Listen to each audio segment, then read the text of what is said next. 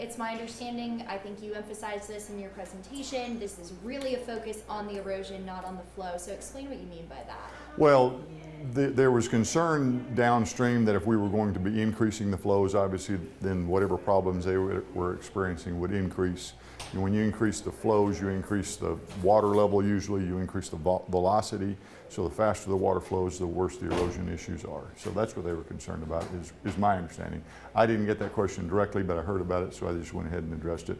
So we're just addressing erosion, right? We've got undercutting, we've got soil loss, we've got outfall structures that are starting to collapse because the soil and the support has been eroded over time. So we're addressing those issues. All right, and what are some of the ways that you can address erosion? What are some of the solutions to that problem? Well, there are, if you can address it at the source by doing detention, where when you increase runoff by construction activities, concrete runs off more water than grass does, and just reduce the flows by controlling them at the source. But usually that's not the case. It's hard to do sometimes. So now that we've got the problem and we've got erosion occurring, you can do rock riprap, which you're doing, which is rock of various sizes depending on how fast the water flow is, right? In some areas you need big rocks, otherwise they'll just get washed away too. And turf reinforcing mats, which basically act like a blanket that's adhered to the soil with anchors or something like that, and that provides additional reinforcement. Natural vegetation is great, but if the flows get too high, it even scours the vegetation off.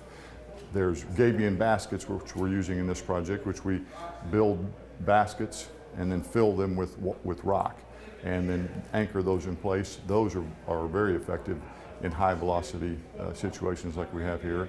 Gabion mattresses, which is the same thing, but they're a little bit more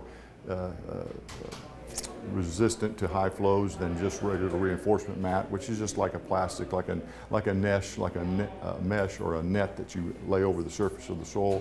The gabion baskets are very similar, but they're thin layers of rock inside of a gabion structure as well, the wire structure as well.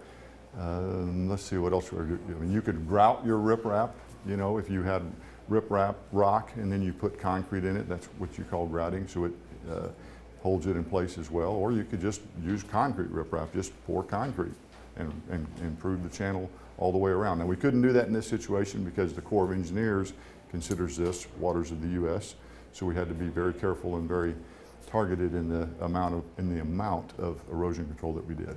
All right, in terms of the actual project, the construction, I don't know if that's technically the right term, but correct. What will the people who are living in this area and the church nearby, what kind of a disruption will they see, if any? Well, the residents, they shouldn't experience any construction. They'll hear some noise, they'll see some activity. I don't know that there'll be much dust, since most of the soil that we'll be moving around is probably damp. The church, we had to work with them with their drop-off for their early childhood education program, so we had to be sensitive to in the morning and around lunchtime. They graciously allowed us to use their parking lot at the north end and then at the south end for our work for construction activities, storing equipment, putting some materials. We've got some grassy area on the east side of the creek that we've got access to that the credit union owns, so they've allowed us to use that. There's nothing there now but grass and trees, and that'll work out well. So just a little bit of construction activity, but it won't, we won't have to shut down any streets or close any roads or anything like that. Obviously erosion kind of has a negative connotation, if you will. Why exactly is it so important to address what's happening at West Mud Creek right now? Well, if you don't address erosion, let's look at the homes that are across the creek from the Church of Christ. They're losing property, right? We've had a couple of fences that needed to be rebuilt because they started to fall up into the creek. So when you have erosion, you have soil being moved, you have rocks being moved, you know, you change the nature of the creek. You decrease water quality because now you've got all those particles and all that sediment carried away in the stormwater.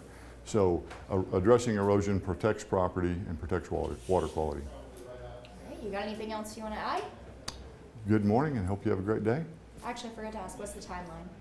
The timeline, we gave the contractor some flexibility because if you start too early, you know, you've got short days. If you have any rain events, the area doesn't dry out.